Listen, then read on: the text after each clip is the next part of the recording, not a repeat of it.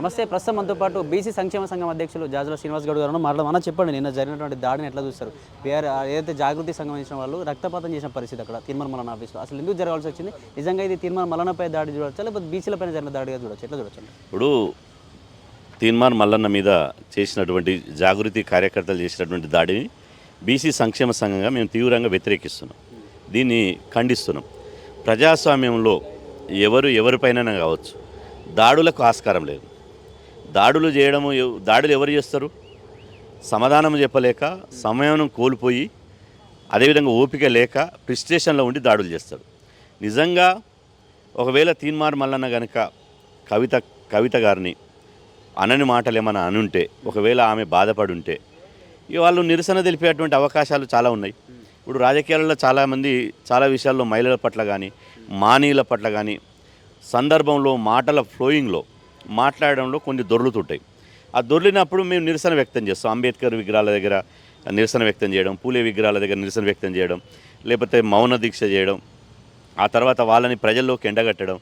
ఈ రకంగా ఈ మనిషి ఇట్లా వ్యతిరేకంగా మా మనోభావాలను దెబ్బతీసే విధంగా మాట్లాడుతున్నారని ఇవాళ మేము అట్లా మేమే కాదు, ప్రజాస్వామ్యంలో ఎవరైనా చేస్తారు. కానీ దాడులు చేసేది ఏంది? అది రాయలసీమ సంస్కృతి. ఇది మన తెలంగాణలో దాడులు చేసేటువంటి సంస్కృతి లేదు. ఇవాళ దాడులు చేసుకుంటూ పోతే ఒకరు మిగులుతారా? ఇవాళ మీరు బలం ఉందని చెప్పి మీరు దాడి చేశారు, రేపు ఇంకోళ్ళు దాడి, మీ ఆఫీస్ మీద ఇంకోళ్ళు దాడి చేస్తారు, మళ్ళీ మీరు ఇంకోళ్ళ మీద దాడి చేస్తారు. అంటే ఇక్కడ నలిగిపోయేది ఎవరు?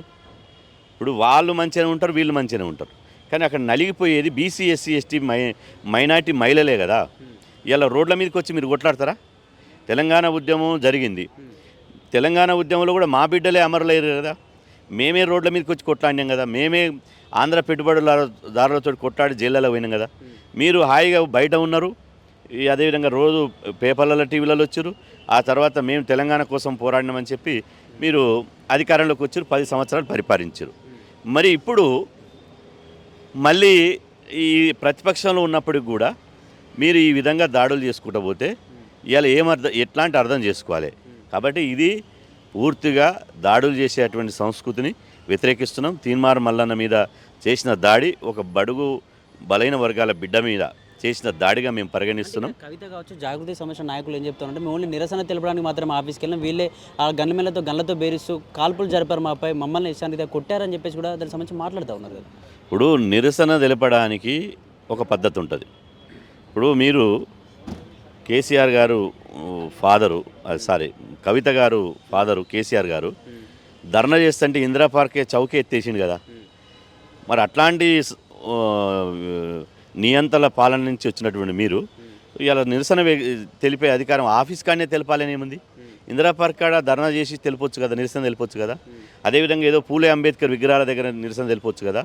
అదేవిధంగా మహిళలు కాబట్టి సావిత్రిబాయి పూలే విగ్రహాల దగ్గర నిరసన తెలిపి అనేక రూపాల్లో నిరసన తెలిపొచ్చు కదా. డైరెక్ట్గా పొద్దుగాలనే పెట్టకుండా 40-50 మంది పోయి ఆఫీసులో పోయి ఒక్కడున్నప్పుడు అటాక్ చేయాలనే పద్ధతిలో పోయి ఫర్నిచర్ ధ్వంసం చేయడం, వచ్చిన వాళ్ళని కొట్టడం, ఆడ వీడియో క్లిప్ కనిపిస్తున్నాయి కదా. ఎవరు అడ్డుపడితే ఆయనని నానా రకాలుగా ఇబ్బంది పెట్టి దాడి చేసిరు, కొట్టిరు. కాబట్టి ఇప్పుడు గన్మెన్లకు రాజకీయం లేదు కదా. గన్మెన్లు ఫైరింగ్ చేసేదాకా వచ్చిందంటే ఎందుకు చేస్తారు ఫైరింగు? అంటే ఏ మనిషినైతే రక్షించాలనుకుంటారో ఆ మనిషి ప్రమాదంలో పడిపోయినప్పుడు గన్మెన్లు ఫైర్ చేస్తారు. ఇవాళ గతంలో కొండ సురేఖ గారి మీద రాళ్ల వర్షం కురిసింది, గన్మెన్లు ఫైర్ చేశారు. రేపు కవిత గారి మీద ఎవరైనా దాడి చేసిన, ఇప్పుడు కవిత గారికి కూడా గన్మెన్లు కదా, కవిత గారికి కూడా ప్రమాదంలో ఆమె పడినప్పుడు గన్మెన్లు ఆటోమేటిక్గా ఆమెను రక్షించడం కోసం ఫైర్ చేస్తారు. వాళ్ళేమో ఏ పార్టీ కార్యకర్తలు గారు, వాళ్ళు ఉన్నటువంటి ప్రభుత్వ విధులు నిర్వహించేటువంటి వాళ్ళకు గైడ్లైన్స్ ఉంటుంది, ఆ గైడ్లైన్స్ ప్రకారం పోతారు. కాబట్టి ఇది మంచి సంస్కృతి కాదు. ఇది ఒక మనిషి దాడులు ఎప్పుడు చేస్తారు? ఎవరైనా ఒక మనిషి ఒక క్వశ్చన్కు సమాధానం చెప్పకుండా సహనం కోల్పోయి ప్రిస్టేషన్లో ఉండి దాడులు చేస్తారు. కానీ ఇట్లా దాడులు చేసే సంస్కృతి తెలంగాణలో లేదు, ఇది రాయలసీమకు పరిమితమైంది. ఇప్పుడు రాయలసీమ నుంచి తెలంగాణకు తీసుకొచ్చి మీరు అధికారంలో ఉన్నప్పుడు దాడులు చేస్తారు, ఇలా మా కాలేజీ టీవీ దాసరి శ్రీనివాస్ మీద, మా తొలి వెలుగు రఘు మీద, తీన్మార్ మల్లన్న మీద దాడులు చేస్తారు, జైళ్ళలో పెట్టిస్తారు. అధికారం లేనప్పుడు ప్రతిపక్షంలో ఉన్నప్పుడు కూడా దాడులు చేస్తే ఎట్లా? అంటే బీసీలు అంటే అంత చులకనా? బీసీ ఎస్సీ ఎస్టీలు అంటే వీళ్ళని కొట్టిన ఏం కాదు, చంపిన ఏం కాదు, ఊచకోత కోసిన ఏం కాదు అనుకుంటారా? బీసీలు ప్రతి దాడులు చేస్తే ఎక్కడ పోతారు? అంటే ఇక్కడ ఏదైతే తీర్మానం వలన పార్టీ పెడుతున్నాను ప్రకటించిన తెల్లారి దాడి జరగడం ఎట్లా చూడొచ్చు? అంటే ఇతను పార్టీ పెడితే కవితకి ఏమైనా మైనస్ అయ్యే ఛాన్స్ ఉంది బీసీ వాదంలో అని చెప్పేసి బీసీలు అందరూ మళ్ళీ అటు సైడ్ వెళ్ళిపోతారనే ఆ భయంతో ఇట్లా చేసిందని అనుకోవచ్చాను. ఇప్పుడు పార్టీ ఎవరైనా పెడతారు. ఇప్పటి వరకు తెలంగాణలో చాలా 190 పార్టీలు వచ్చినాయి. కానీ వాళ్ళ ఆచరణ, వాళ్ళ సిద్ధాంతాలు, వాళ్ళు చేసే పని విధానం మీద పార్టీలు సక్సెస్ అవుతాయి. ఈ పార్టీ పెడతానంగా మీద దాడి చేస్తే అది మంచిదా?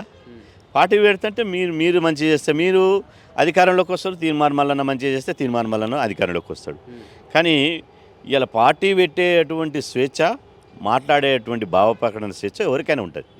కాబట్టి నేనేమంటున్నా, దాడులే సమాధానం కాదు. అట్లా దాడులు చేయదలుచుకుంటూ పోతే మనిషి ఎప్పుడు 100 మంది బలగాలతో ఉండడు కదా. ఎప్పుడు దాడి చేయదలుచుకుంటే ఎన్నో ఒక దగ్గర ఒంటరిగా దొరుకుతారు కదా. అప్పుడు దాడులు చేయదలుచుకుంటే ఎట్లా ఉంటుంది పరిస్థితి? ఈ దాడులు చేసే సంస్కృతి ఏంది అంటే, దాడులు అంటే తమ ఆధిపత్యాన్ని చెలాయించడానికి అహంకారంతో పూరితంగా చేసేటువంటి దాడులు. నేను మహిళల మీద కామెంట్లు చేస్తే, మహిళల మనోభావాల మీద వాళ్ళు నొచ్చుకునే విధంగా కామెంట్లు చేస్తే నేను కూడా ఒప్పుకోను.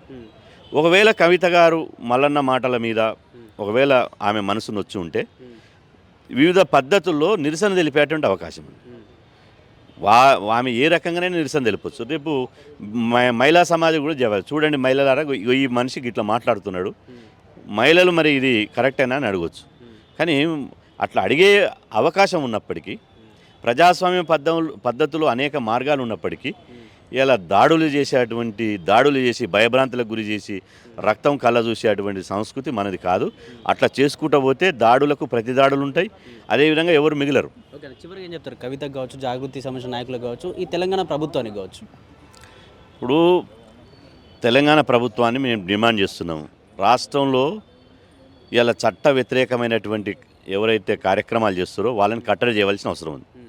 ఈరోజు ఇక్కడ దాడి జరిగిందంటే ప్రతి వాళ్ళు సందర్భం లోపట ఇప్పుడు అనేక మంది నవయువకులు యూట్యూబ్ ఛానల్ పెట్టుకొని ఇలా ఒక ప్రభుత్వాలను లేకపోతే నాయకులను, అవినీతి పరులను, ఇలా ఎవరైతే ఈ సమాజానికి పట్టి పీడిస్తున్నటువంటి జనగల్లాగా ఉన్నారో వాళ్ళని రోజు కడిగి పారేస్తున్నారు యువ జర్నలిస్టులు. మరి అట్లాంటి వాళ్ళని కూడా ఇప్పుడు క్యూ న్యూస్ మీద దాడి జరిగింది, రేపు లెజెండ్ మీద దాడి చేయాలి, ఇంకో రోజు ఇంకో ఛానల్ మీద దాడి చేయాలని చెప్పి ఈ దాడులు చేసుకుంటూ పోతే ఇలా ఎక్కడ దాకా పోతుంది? దీనికి ముగింపు ఉంటుందా? కాబట్టి ప్రభుత్వం దీని మీద కఠినంగా వ్యవహరించాలి. భవిష్యత్తులో దాడులు అనే పదం మళ్ళా వినపడవద్దు. ఆ తర్వాత కవిత గారు కూడా నేను వినిపిస్తున్నా, మీరు ఇలా ఒక ముఖ్యమంత్రి గారు కూతురు, మాజీ ముఖ్యమంత్రి గారు కూతురు, పార్లమెంట్ సభ్యులుగా చేశారు, ఎమ్మెల్సీగా చేశారు, మీకు అపారమైనటువంటి రాజకీయ అనుభవం ఉంది. కాబట్టి మీరు సమయంతో ఉండి ప్రజాస్వామ్యయుతంగానే ఎదుర్కోవాలి తప్ప దాడులను ప్రోత్సహించవద్దని నేను కోరుతున్నాను. మళ్ళీ నా సూచన ఏంటంటే, మాట్లాడేటప్పుడు కూడా కొంత గౌరవంగా, అదేవిధంగా మహిళల పట్ల ప్రత్యేకంగా మహిళల పట్ల, ఎందుకంటే మహిళ ఈ సృష్టికి మూలం.